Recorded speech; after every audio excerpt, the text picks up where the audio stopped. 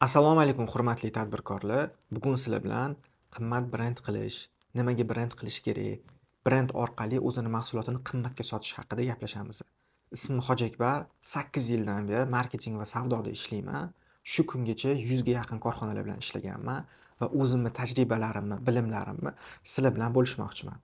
Bu videoni ko'rayotganda обязательно qog'oz ruchka olib yozib olinglar, chunki bu ma'lumotlarni sizlarga boshqalar pulga sotadi. Men sizlarga bepulga berishga qaror qildim bir qismini.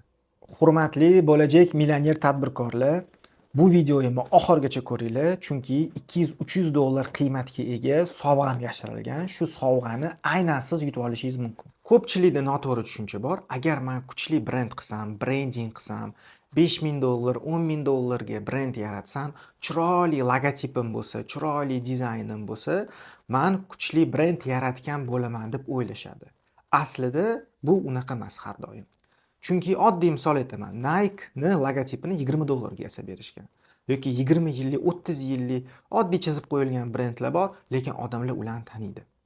Ya'ni kuchli brend degani bu chiroyli logotip emas. Birinchi o'rinda bu narsani yaxshilab tushunib olishingiz kerak. Kuchli brend degani nima degani? Kuchli brend degani bu odamlar sizga ishonishi, doimiy sizdan narsa sotib olishi va qimmatroqga sotib olishga tayyor bo'lishiga biz kuchli brend deymiz. Mana shu narsa kuchli brend. Siz brendingiz yoki boshqa brend kuchli yoki kuchsizligini qattan bilsangiz bo'ladi.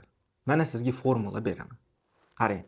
Kuchli brend deganda insonlar siz haqingizda nima deb gapirishi, siz o'zingiz haqingizda nima deb gapirishingiz emas. Yana bir marta eshiting. İnsanlar shu brend haqida nima gapirishi muhim, u brend o'zi haqida nima gapirishi emas. Shu narsani kuchli brend desa bo'ladi. Masalan, brend advokatlar degan tushuncha bor. Masalan, Tesla'ni yoki iPhone'ni insonlar doimiy ravishda maqtab yuradi. Ular brend advokatga aylangan bu kompaniyani. Ya'ni shu kuchli brendlarni brend advokatlari bo'ladi. Undan tashqari, masalan, yana qanaqa formulalar bor kuchli brendni aniqlash uchun. Birinchi o'rinda ishonch. Birinchi o'rinda ishonch. Ikkinchi o'rinda insonlar sizni tanishi. Ya'ni insonlar sizni tanisa-ku, lekin ishonmasa, bu kuchli brend bo'la olmaydi. Kuchli brend deganda uchinchi asosiy faktor bu doimiylik. Masalan, sizni qorningiz och ko'chaga chiqdingiz. Qayerga borish sizni xayolingizga keladi? KFC yoki Avis. Nimaga? Boshqa restoranlar, choyxonalar balki ishlar 24/7. Lekin siz ular haqida bilmaysiz yoki bilsangiz ham qo'rqasiz o'tga borishga, chunki o't yopiq bo'lishi mumkin. Ya'ni sizga doimiylik kerak.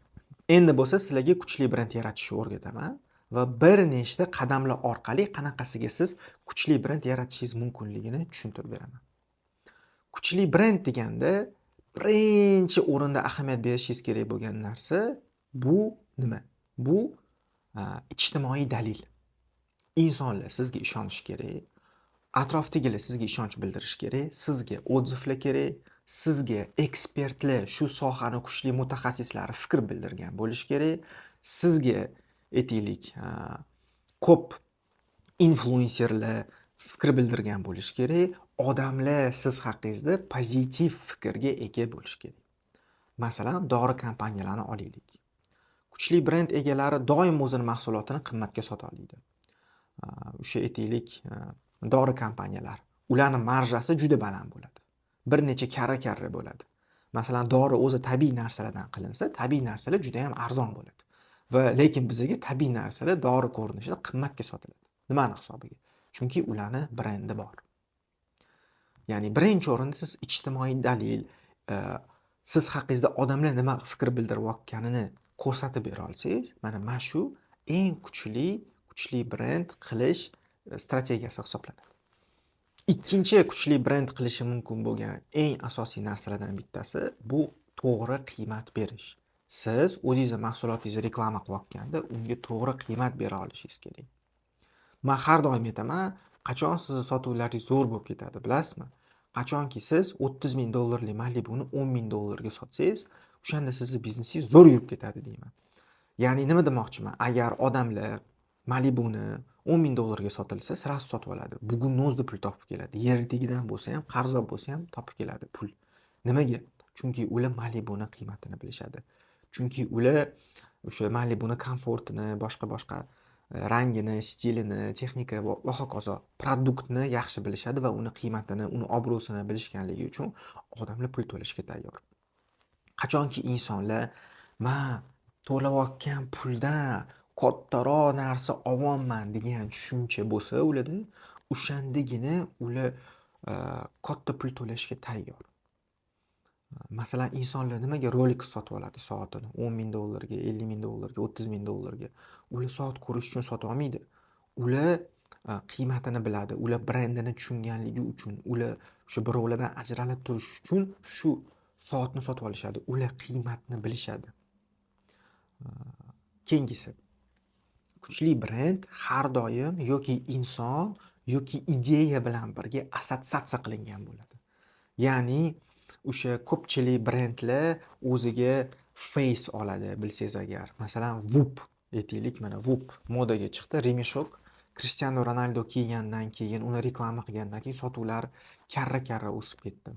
Mani hisobiga odamlar mana shu Whoopni taqib, shunaqa zo'r trenirovka qilaman, o'zim sog'lig'imga qarayman, o'sha Ronaldodagi bo'laman deb harakat qilishyapti. Yoki Nike reklamasini olaylik. Futbolistlar doim reklama qiladi, eng zo'r futbolistlar va yoshlar krossovka sota olmaydi. Ular tezroq yugurish, yaxshiroq koptoni tepish, sportivniyroq bo'lishni sotib olishadi. Ular prosta tak Nike sotib olishmaydi, ular brendni sotib olishadi.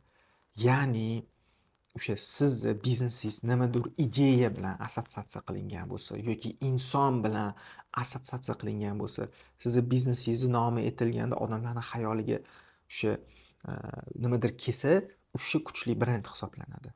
Agar prosta sizni mahsulotingiz bo'lsa, u hech narsa bilan birga bog'liqligi joyi bo'lmasa, u kuchli brend bo'la olmaydi. Endi qarang. Nimaga brend qilish kerak o'zi asli tegi? Nimaga borgan sari brend qilish modaga chiqib ketyapti va zaruratga aylanyapti? Chunki ishlab chiqarish yoki mahsulotni olib kelib sotish уже katta foyda yo'q o'tdi. Lekin brendi bo'lgan kompaniya tez o'sib ketyapti. Men oddiy misol aytaman. Korzinka brendi aytaylik, mana bozorda ham shu narsalar sotiladi. Korzinkada ham shu narsalar sotiladi. Lekin korzinkada 30-40% gohida undan ham ko'p qimmatroq sotishadi. To'g'ri, odam chaqirish uchun bir xil mahsulotlar arzon bo'lishi mumkin. Lekin ko'p mahsulotlar bozordan qimmatroq. Lekin odamlar borib korzinka narsa sotyapti. Nimaga? Chunki ular brend. Undan tashqari 365 degan brendligi bor. Masalan, aytaylik, salfetka, tam shakar, un va hokazo. Ya'ni ishlab chiqaruvchilar ko'p.